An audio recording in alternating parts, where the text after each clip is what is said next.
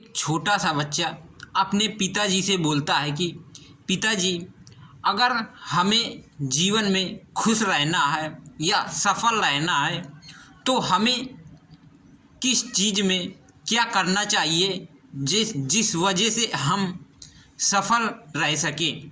वो बच्चा 5 साल का था। तो वो बच्चा अपने पिताजी से पूछता है यही प्रश्न। तो उसके पिताजी बोलते हैं कि बेटा, वो सामने एक जो कुटिया दिख रही है वहाँ पर एक महात्मा रहते हैं, और वहीं पर तुम अगर ये प्रश्न महात्मा से जाकर के पूछोगे तो वो महात्मा तुम्हारे इस प्रश्न का उत्तर अवश्य देंगे। तभी वो बच्चा महात्मा के कुटिया में जाता है, और महात्मा के कुटिया में जाकर के बहुत सारे लोग वहाँ अपने अपने प्रश्न पूछने के लिए बैठे थे, नंबर लगाए हुए थे। तभी वो बच्चा लाइन में लग गया, और जब उसका नंबर आया तो वो महात्मा जी से बोलता है कि दुनिया में अगर खुश रहना है तो हमें क्या करना चाहिए। तभी महात्मा उसको एक चम्मच देते हैं, और चम्मच में 2 बूंद तेल डालते हैं। जब उसके चम्मच में 2 बूंद तेल डालते हैं तो महात्मा उससे बोलते हैं कि बेटा, तुम ये मेरा महल देखो, सामने दिख रहा है, और ये महल को तुम देख करके आओ, ये कितना सुंदर महल बना हुआ है। तभी वो बच्चा जाता है उस महल की तरफ देखने के लिए, और वो हाथ में एक चम्मच लिए है, और महात्मा जी उससे बोल रहे हैं कि बेटा, तुम महल देख के आना, लेकिन इस चम्मच में जो तेल है तो ये तेल गिरना नहीं चाहिए एक भी।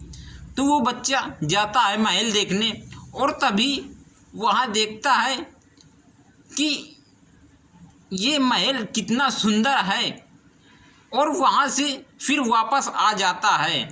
तभी गुरुजी उससे पूछते हैं कि बेटा, तुमने महल देखा, महल में कितनी हरियाली खड़ी हुई थी, और झूमर कितनी सुंदर थी, और कितना अच्छा हमारा महल बना हुआ था, और 2-4 घोड़े बंधे हुए थे।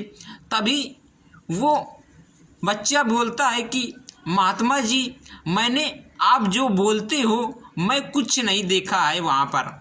तभी महात्मा बोलते हैं कि बेटा, हमने तुम्हें देखने के लिए भेजा था, लेकिन तुमने क्यों कुछ नहीं देखा है।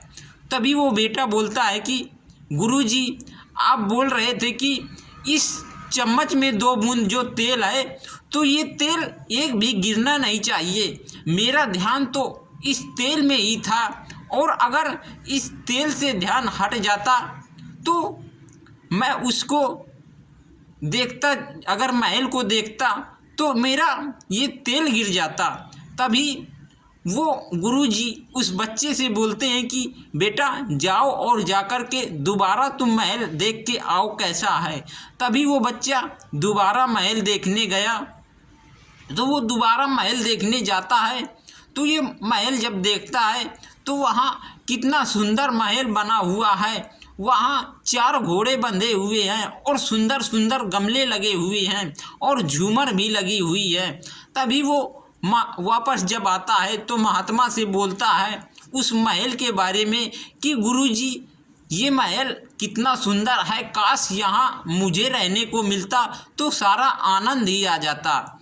तभी वो गुरुजी बोलते हैं कि बेटा, उस बार तुम गए थे तो उस बार कुछ नहीं तुमने देखा था, इसलिए कि तुम्हारा ध्यान इस चम्मच के तेल में था, कि ये गुरुजी बोले हैं कि ये तेल अड़कना नहीं चाहिए। लेकिन इस बार तुम देखने के लिए गए तो सारा महल का कोना कोना छान आए, और देख करके तुम्हारा मन भर गया। इसी तरह हम अगर इस संसार में हर एक व्यक्ति से जुड़े रहेंगे, प्रेम से बोलेंगे, प्रेम व्यवहार से, और घर वालों से मिलजुल करके चलेंगे, तो हमें जीने की राह मिल जाएगी, और दुनिया में हम सुखी रहेंगे। अगर किसी से हम मतलब नहीं रखेंगे तो हम जीवन में कभी भी नहीं सुखी रह पाएंगे। तो जीने का यही तरीका होता है कि आपस में हमें प्रेम व्यवहार से मिलजुल करके रहना चाहिए। एक दूसरे के साथ में एक दूसरे का दुख सुख सहना चाहिए। अगर किसी के पास तकलीफ़ है तो उसका हमें साथ देना चाहिए और उसकी तकलीफ़ आपस में मिलजुल करके सहना चाहिए, क्योंकि यही ज़िंदगी होती है। अगर मनुष्य ही मनुष्य के काम नहीं आएगा तो फिर कौन किसके काम आएगा।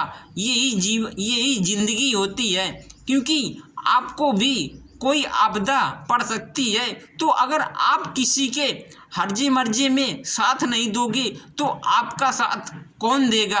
तो इसीलिए हमें लोगों से मिलजुल करके रहना चाहिए और लोगों की सहायता करना चाहिए। इसी को कहते हैं कि वही मनुष्य सुखी है जो एक दूसरे से मिलजुल करके रहता है, आपस में एक दूसरे को सामान लेता देता है। वही व्यक्ति आज सफल है और वही व्यक्ति मज़े में रहता है, सुखी रहता है, उसी को आनंद मिलता है।